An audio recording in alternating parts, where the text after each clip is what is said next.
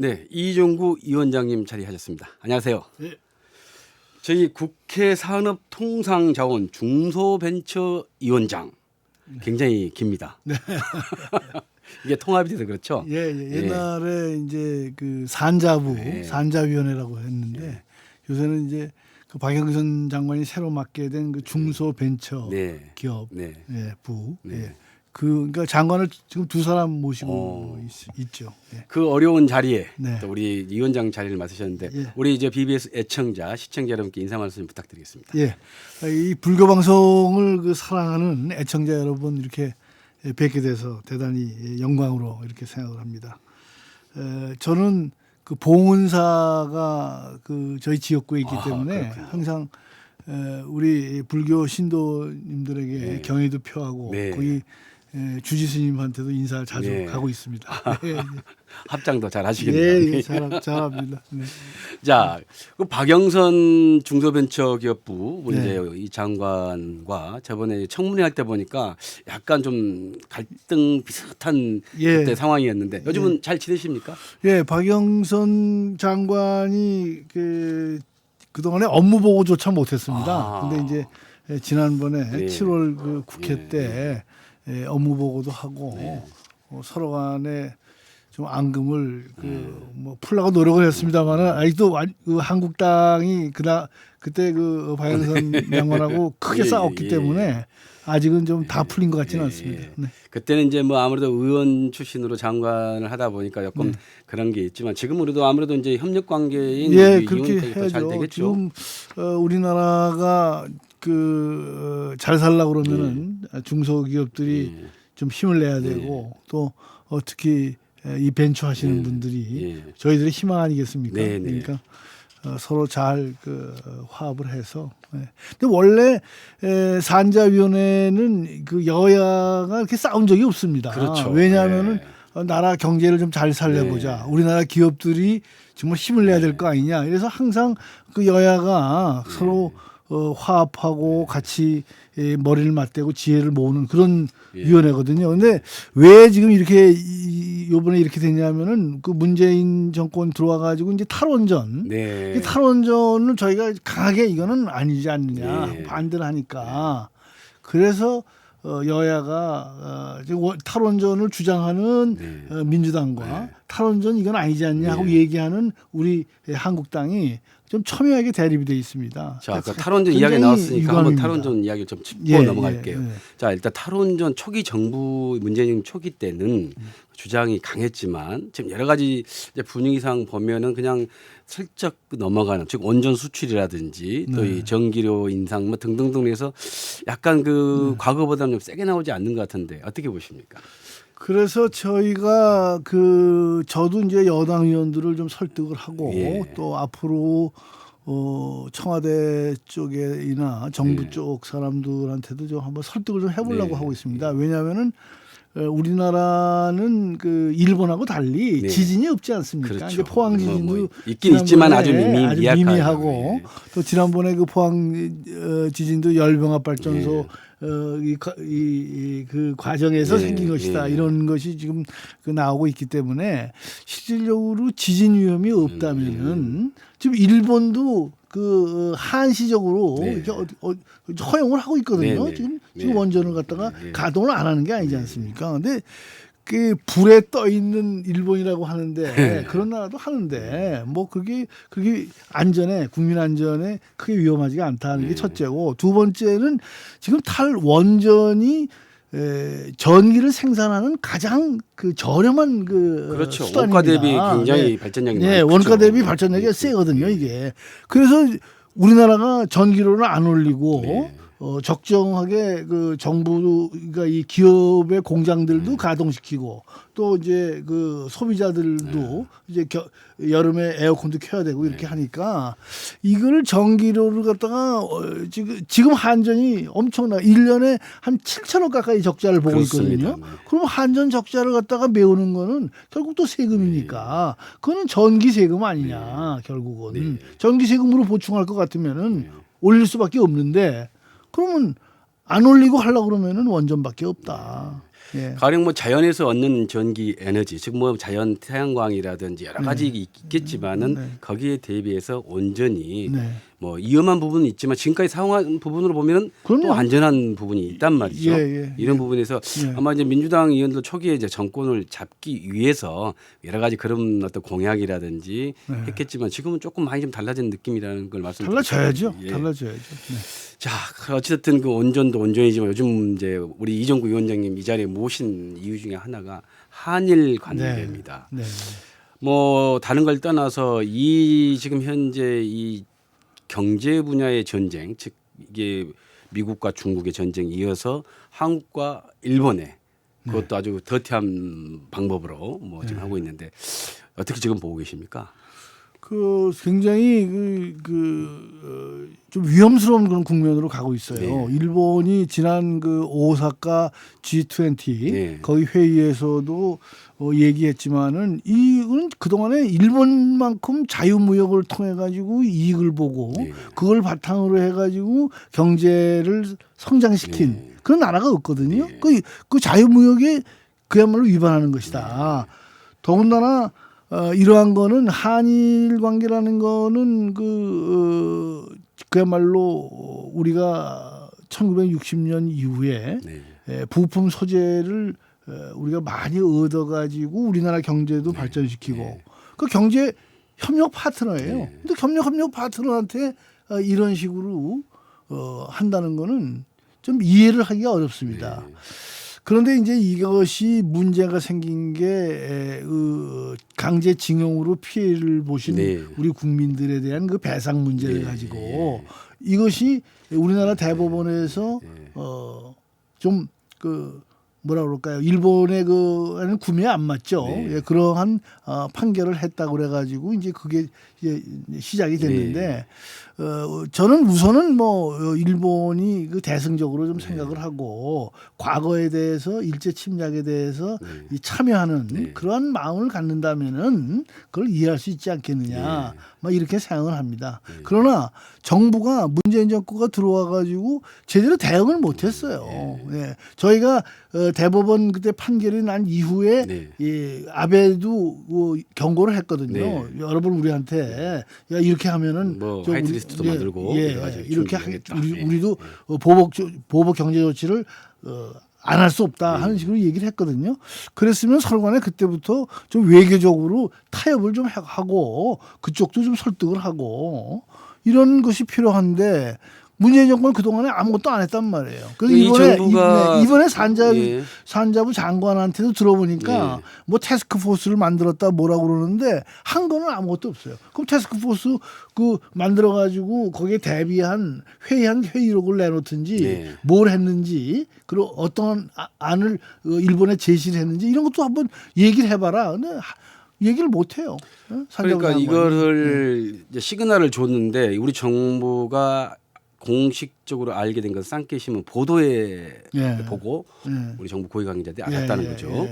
이런 걸만 봐서 이 부분에 대해서 굉장히 그 정부가 너무 안일하게 아, 그렇습니까? 이건 뭐 그리고 이제 저희가 이제 하나 걱정하는 거는 그 지난번에 후쿠시마 그 원전 사고 났을 때 그 후쿠시마 근처에서 나오는 수산물, 그 생선 이걸 갖다 저희가 수입 금지 시켰지 않습니까?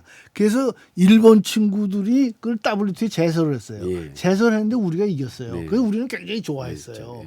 근데 지금 일각에서 나오는 얘기는 우리 농산물에 대해서 일본 쪽에서 수입 금지를 그러니까 우리가 지난번에 후쿠시마 원전 때 수입 금지를 한 거와 똑같은 방법으로 그거를 일부 보복을 할 거다.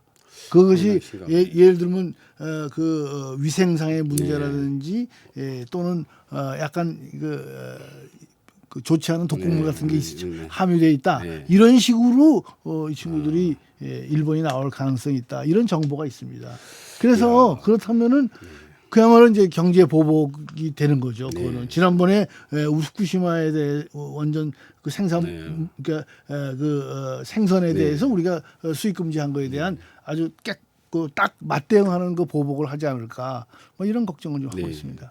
기본적으로 그렇게 된다면은 사실은 이 반도체 분야는 굉장히 큰 금액의 이제 어쨌든 대기업들이 이제 예, 예. 하는 거지만 이 또 이 수산물이라든지 네, 네, 네. 우리 수산 가공품이라든지 이런 건 또 사실 중소기업 네, 네. 그다음에 우리 이제 순수 어민들이 생산해낸 예, 이런 게 예, 이제 피해가 예. 오게 되거든요. 예, 예. 상당히 그러니까 이제 저 친구들이 주장하는 거는 그러니까 지금 우리가 일본에 그 수출하고 있는 가장 농산물은 대개 이제 버섯, 네. 그다음에 김, 네. 그다음에 화훼류, 뭐 이런 거거든요. 근데 그런 거 전복 이런 거에 예를 들어서 중금속이 뭐 기준량을 초과하고 있다든지 이런 식으로 시비를 걸 가능성이 있다. 네. 충분히 가능성이 예, 있죠. 이런 정보가 있습니다. 어쨌든 그 이제 재판 결과, 징용 재판 결과에 따른 거지만 일본 측의 주장은 이미 한일 그 네. 보상관이 다 끝났다라는 부분이 하나 있고, 그 다음에 정신대 우리 할머니들에 대한 네, 부분이 네, 있는데, 네.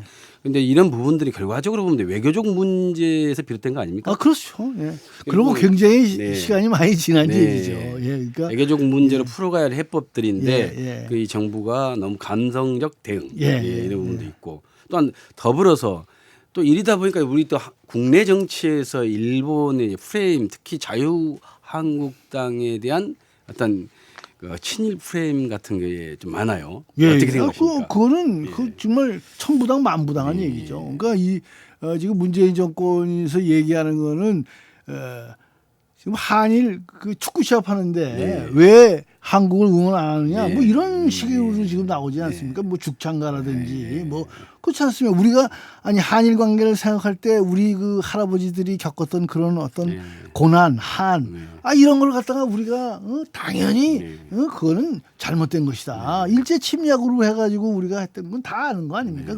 그걸 가지고 얘기하는 게 아니라 현 시점에서 우리가 좀 미래지향적으로 자꾸 가야지. 러시아나 저 중국이 우리 영공을 갖다가 침범을 해가지고 이렇게 위협 비행을 하고 말이죠.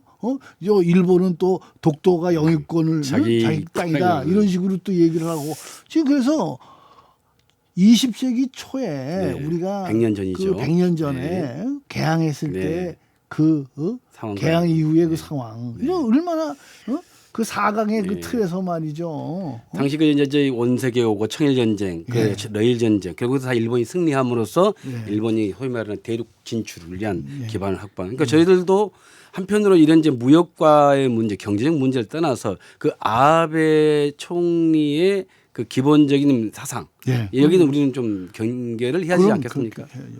그러니까 그래서 저희가 주장하는 거는 이럴 때일수록 우리가 국익을 위해서 뭉쳐야 되고 또 우리가 미래지향적으로 어떻게 하면은 우리가 정말 이 한반도에서 살아남을 것이냐 이러한 거에 대해서 지혜를 모아야지.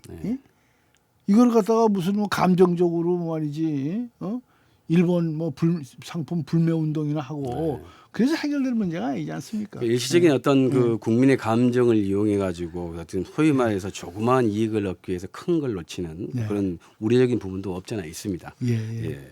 자, 이제 어쨌든 간에 이제 이게 그 청와대도 그렇고 제가 이제 그 김상조 정책시장 한번 저녁을 먹은 적이 있는데 그 어떤 우리 이제 이런 걸 계기로 우리 국산 부품을 한다는 건데 이건 기간이 너무 오래 걸리잖아요. 당장 우리 이제 산자위에서 우려하는 게 뭡니까? 저희가 가장 우려하는 거는 역시 그 부품 소재 산업이 어제 오늘 얘기가 아니에요. 어제 오늘 얘기가 아니고 지금 일본이 가지고 있는 기술은 일본의 기업들이 한 100년 정도를 이렇게 고생을 하고 특허도 얻고 그래가지고 쌓아온 그런 기술들이란 말이죠. 그것을 갑자기 무슨 카피를 할 수 있는 것도 아니고 그 또 특허가 있기 때문에 우리가 그걸 갖다가 어떻게 도용할 수도 없는 거고. 그 기업도 굉장히 오래된 그 그럼요. 3대째 내려오는 기업이라고 그런 노하우를 갖고 있는 기업들이죠. 그런 분들이 가지고 있는 그런 그 창조적인 그런 기술력 이런 걸 갖다가 우리가 하루아침에 할 수가 있습니까? 그러니까 우리가 그동안 30-40년 동안 부품 소재 산업의 대일 종속 그것을 벗어나기 위해서 얼마나 피나는 노력을 했습니까? 그건 자동차나 포철이나 우리 지금 삼성전자나 전부 다 시총 시작은 일본 기술과 일본의 그 뒷받침으로 사실 커온 거거든요. 네. 예. 자, 국회 내 그 뭐 사단법인 한일 의원 연맹 있지 않습니까? 예, 예. 거기서 이제 뭐 나름대로 뭐 강창일 의원이라든지 여러분들이 뭐 움직인다고 네. 하는데 그거는 말 그대로 어떤 친선 의원 이제 단체고 우리 산자위 측에서 일본 측과 어떻게 접촉할 수 있는 부분은 없나요? 아, 그거는 뭐 제가 그 일본에 여기 나와 있는 공사 네. 그런 분들하고 이제 대화를 많이 해봤습니다. 네. 근데 그분들이 한결같이 얘기하는 거는 소위 그 청와대 실세라고 그럴까요? 네. 이런 데하고 얘기가 잘 안 된다. 네. 그러니까 외교부도 외교부지만은 뭐 예를 들면 뭐 정용 실장이라든지 뭐 이런 사람들하고 좀 대화를 해야 되는데 일본 대사도 이제 만나주지는 않으니까 이제 그런 건 참 잘못된 것 같습니다. 그러니까 적어도 외무부 장관이나 정용 실장이나 이런 사람들이 대화를 해서 좀 이걸 풀어야 되는데 글쎄 저는 이해를 못 하겠습니다. 왜 그 사람들이 대화를 안 하는지.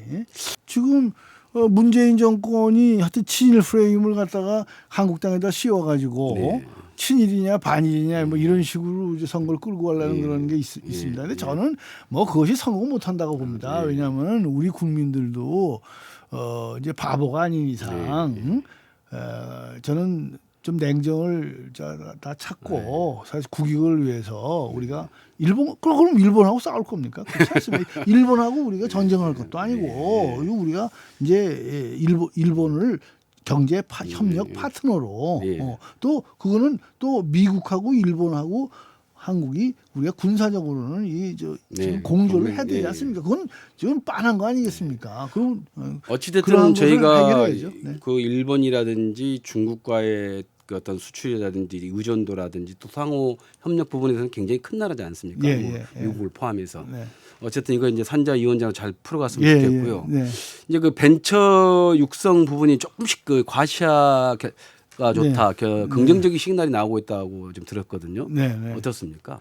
글쎄 지난번에 이제 박영선 장관이 이제 국회에서 이제 그 보고하는 거를 보면은 벤처나 스타트업이 조금 우리나라 경제에 좀 희망을 준다 이런 식으로 그 얘기를 하더라고요. 근데 저는 꼭 그렇게는 보지 않고 있습니다. 지금 그 벤처 쪽에 흘러 들어가는 자금 또 그것이 잘 이렇게 그 쓰이고 있는지 뭐 이러한 것을 국회 차원에서 한번 또 봐야 되고요. 상당히 스타트업은 뭐 오세정 서울대 총장도 지금 적극적으로 나서가지고 하여튼 이 산학 이 협력 이래서 그 스타트업을 갖다가 우리가 좀 그 각 부문에 좀 하는 그러한 걸 뭐 말씀 많이 하시더라고요. 근데 아직은 뭐 완전히 불이 붙었다고 이렇게 얘기하기는 어렵고요. 자, 우리가 이제 경제 분야를 본다면은 결국 이제 사실 심리적 부분인데 우리 기업인들의 그 체감 경기, 기업인들의 체감 경기, 이거는 지금 현장에서 느끼는 거 어떻던가요? 현장인 저희가 어저께도 이제 소상공인들 그 연합회에서 초청을 받아가지고 우리 당의 황교안 대표하고 저하고 뭐 여러 의원들이 가서 얘기를 들어봤는데 굉장히 심각하더라고요. 굉장히 심각하고 지금 맛집이라고 소개가 돼 있는 그런 집들이 전국에 많지 않습니까? 이제 그런데도 그 저녁 영업은 잘 안 된다고 그래요. 기본적으로 거기가 그러니까 자영업자들이 그 소상공인 자영업자들이 굉장히 좀 어려운 건 사실이고 기업들도 저희 이 산자부에서 보는 거는 산자위원회에서 보는 거는 지금 공단이 있거든요. 공단의 가동률이 굉장히 많이 떨어졌어요. 옛날에 거의 한 8, 90% 하던 것이 한 10% 내지 20% 정도 가동률이 떨어져 있습니다. 그리고 전기 사용량을 또 보면 알거든요. 그렇죠. 공단에서 가동하면 전기가 그러니까 전기 사용량도 굉장히 떨어지고. 그래서 지금 전반적으로 우리나라 산업이 그 역동성이 굉장히 네. 저하돼 있다 이렇게 예. 얘기하고 있습니다. 뭐 최근에 나오는 뭐 최저임금 문제라든지 네. 여러 가지 있지만은 사실상 이 법이 그 근로자를 위한 법인데도 그것이 현장에서는 역으로 효과가 나오는 이런 것들이 많은 것 같아요. 네. 늘 이야기하지만 뭐 고용노동 관련해서 모든 뭐 알바비를 어떻게 하고 뭐 했는데 실제로 고용을 뭐 안 되게 하는 네. 이런 부분들을 어떻게 한 고용노동부라든지 뭐 이런 데만 할 게 아니라 전반적으로 한번 우리 산자위라든지 산업의 경제에 활력화를 줄 수 있는 네. 그런 어떤 TF 하나 필요할 것 같은데. 예, 예. 그 저희도 이제 그런 것도 이제 국회 차원에서도 예, 이제 예. 한번 저 TF 같은 것도 예. 한번 만들어서 좀 점검도 하고 이제 산자위는 기업 활동을 지원하는 것이 이제 목적이기 때문에 예. 현장에도 지금 많이 좀 가보려고 합니다. 예. 더군다나 이제 우리 국감 믿고 이러니까 네. 현장의 그 목소리를 듣고 예. 또 뭐 장관들도 좀 거기에 네. 좀 더 귀 기울이도록 네. 그렇게 노력하려고 합니다. 하여튼 전반적으로 지금 경제 정책을 그동안에 한 2년 동안 너무 잘못해가지고 네. 뭐 소득주도 성장이 그 분배 정책이거든요. 네. 그런 분배 정책을 갖다가 성장 정책하고 엮어가지고 막 이렇게 얘기를 하니까 국민들도 아주 헷갈리고 네. 또 어저께는 그 판교 네. IT밸리 네, 있지 않습니까? 예. 판교 IT밸리가 우리나라의 벤처의 어떤 핵심인데 그렇죠. 거기가 6시 이후에 불이 꺼진다는 네. 거예요. 이게 말이 됩니까? 이게? 그게 바로 6시 이제 글쎄요, 근무 말이에요. 여건이니까. 52시간 네. 근무제라는 것이 네. 그건 탄력적으로 해야 돼요. 그 R&D 연구하는 사람한테 그게 무슨 의미가 네. 있습니까? 예? 52시간 하면 되겠어요? 물론 뭐 근로자한테 많은 이제 복지 혜택을 주면 좋겠지만은 직장 없는 복지를 예. 생각할 수가 없잖아요. 글쎄요. 예. 예. 예. 이게 뭔가 90년대 후반 중후반에 그 북유럽 그 소위 말하는 사회 정책을 그대로 지금 도입해서 예. 장하성 실장이 지금 갖고 온 한 해 그런 건데 우리 한국민들과 안 그 맞는 주변 것 여건하고는 같습니다. 조금 이게 괴리가 좀 있는 것 같아요. 예. 예. 그런 부분에서 좀 사실 야당에서 많이 지적을 하는데 네. 그걸 안 받아들이죠. 예. 예. 근데 실질적으로 제가 만나본 이 문민정부의 주 몇 분들은 인정을 하더라고요. 이것이 정책 실패를 자인하는데 또 불구하고 이대로 간다. 그 이유가 뭐냐고 여쭤봤더니 이거의 효과는 몇 년 후에 나타난다. 몇 년 후에까지 우리가 지금 바라볼 상황은 아닌 것 같은데 예. 예. 한번 이런 현장 점검을 좀 많이 할 필요가 있을 것 같습니다. 예, 그렇습니다. 예. 그래서 하여튼 그 52시간 근무제 네. 그리고 이 최저임금제 이거는 지역별로 또 업종별로 예. 외국에는 그렇게 하고 있거든요. 네. 그래서 차등하고 네. 그걸 갖다가 좀 근로제도 이제 탄력 근로제를 해야 네. 됩니다. 네. 52시간을 하더라도 네. 좀 몰아서 할 때는 몰아서 하고 네. 쉴 때는 뭐 어디 적당히 쉬고 이렇게 해서 그걸 탄력적으로 해야지. 그걸 맞지가 않아요. 네, BBS 뉴스와 사람들 이종구 산자위 위원장님과 지금 말씀 나누고 있는데 굉장히 지금 이 경제 문제에 흥분하셔가지고 막 지금 우리 위원장님께서 테이블도 치시고 하는데 그만큼 우리 경제가 힘들다는 그런 반증이기도 합니다. 자, 그런데 지금 현재 지역구가 강남입니다. 예. 네. 전, 강남에 네. 아까 봉은사 이야기 하셨는데 거기가 지금 현재 또 이게 부동산 공시 가격이라든지 종부세 문제 등등등 그쪽에 계시는 지역분들이 예. 또 불만이 많은 것 같아요. 예. 어떻든가요? 저희가 그 지난번에 이제 노무현 정부 때 이제 종부세가 도입이 돼가지고 강남 구민들이 하여튼 뭐 혼났습니다. 네. 그때 그 대개 종부세가 한 2천만 원 그 당시 돈으로 그러니까 2006년이죠. 그때 뭐 이렇게 나와가지고 사람들이 아주 뭐 학을 뛰었어 정말. 근데 요새는 이제 그때 그걸 이제 그 이명박 정부 때 조금 이렇게 이제 감면을 해가지고 요새는 이제 그렇게는 많이 안 냅니다. 근데 다시 작년에 이제 문재인 정권 들어와가지고 이걸 좀 강화하는 쪽으로 가서 뭐 그 부분에 대해서 아직도 세금이 많다. 네. 근데 이제 종부세를 낸다고 해서 재산세를 안 내는 게 아니거든요. 네, 재산세는 재산세는 내고 또 서울시세거든요. 네, 이것도. 네, 네. 그 이쪽은 국세고. 네. 그래서 그 종부세하고 재산세를 합하면은 이게 상당히 또 지금 좀 나와요. 네. 그러니까 세금을 걷는 입장에서 보면 그렇게 많이 걷고 그러다 보면은 뭐 실수요자만 부동산에 할 거다라고 생각하는데 가장 기본적인 거 내가 예를 들어서 이 A라는 건물을 샀을 때 다음에 팔 때 세금 손해 보는 거 다 매겨 가지고 또 거기다 넘기는 거거든요. 그렇죠. 아주 기본적인 건데 네. 그래서 부동산 가격만 부추기고 네. 그래서 과거에 노무현 대통령이 네. 강남 부동산 가격을 올렸는데 상당히 기여를 했다. 예. 이런 평을 하지 않습니까? 예. 그 거꾸로죠. 네. 예. 강남의 집값을 잡으려고 네. 세금을 더 때렸더니 네. 이것이 집값이 떨어지는 게 네. 아니라 집값이 오히려 올라간다. 네. 세금 때린 것보다도 더 붙여가지고 더 네. 올라간다. 그 기본적인 좀, 거죠. 참 그러니까 그러한 것에 대해서 항상 안이하게 생각하고 네. 지금 그러니까 지금 분양가 상한제 같은 것도 지금 네. 도입을 한다고 그러는데 그것도 굉장히 위험한 발상이에요. 그러니까 하여튼- 부동산은 하여튼- 시장에 좀 맡겨놔야 되는데. 맞아요. 시장에 맡기고 네. 시장에서 이것이 풀어나가도록 네. 시장의 수요 공급에 따라 가지고 예를 들면 공동주택이라든지 네. 택지라든지 이런 것이 가격이 형성이 돼야 되는데 이 시장하고는 관계없이 말이죠. 정부가 가격을 정한다? 그거는 아닌 것 같습니다. 그러니까 전 인구의 80%가 어찌됐든 아파트라든지 일반 주택에 살고 있는데 그게 부동산 투기로 모을 게 아니라 부동산 산업과 또 예. 주거의 복지 그렇죠. 이런 형태로 예. 가야 되는데 예. 그런 부분에 조금 아쉬운 것 같아요. 예. 그건 뭐 조금 좀 이해하기 어려운 그런 네. 정책 중에 하나입니다. 자, 또 우리 이종구 의원님 하면은 또 우리가 이제 이 행시 출신으로도 유명하고 과거에는 그 헤어스타일이 좀 이게 그런 스타일은 요즘은 굉장히 부드러워지셨어요. 예, 고맙습니다. 예.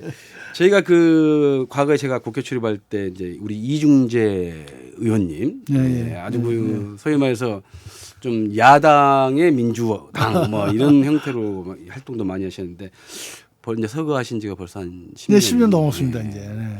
자, 우리 이 위원장님께서 바라보는 아버님 이중재 의원은 어떤 분이셨습니까? 저희 아버님이 뭐 엄하셨죠. 네, 그러셨네요. 엄하셨고, 뭐 하여튼 좀 꼿꼿하시고 네. 딸깍발이 네. 그런 스타일이시고, 하여튼 한 번도 여당을 못 해보셨습니다. 예. 아드님 한 번도. 때 저 때는 했죠. 저 때는 하고 이명박 이제 뭐 여당 이명박 대통령 때 제가 국회의원을 했으니까 예, 예. 이제 좀 했는데, 하여튼. 뭐 그때도 사실 저는 여당 맛은 못 봤어요. 예, 거의 뭐 저를 이명박 정권하고도 멀어져 있었기 때문에 다 그런데 하여튼 저희 어른은 그야말로 올곧게 한국 야당, 야당을 지킨 분이죠. 그리고 모습도 이제 꼿꼿하셨어요. 민주화 투쟁 예, 뭐 20년 이상 네. 하시고. 사실 뭐 김대중, 김영삼, 이중재 뭐 또 누구 한 분 신 누구 한 분 생각나시는데 그분들의 다 반열에서 하시면서도 사실은 대통령 후보는 그때 못 하셨죠. 그럼요. 아이고 그러니까 뭐 대통령 민주화 운동 국회의원이다. 이렇게 지금 생각하면 될 것 같아요. 그렇습니다. 네. 참 벌써 10년 됐다고. 돌아가신 지가 벌써 11년째 접어들고요.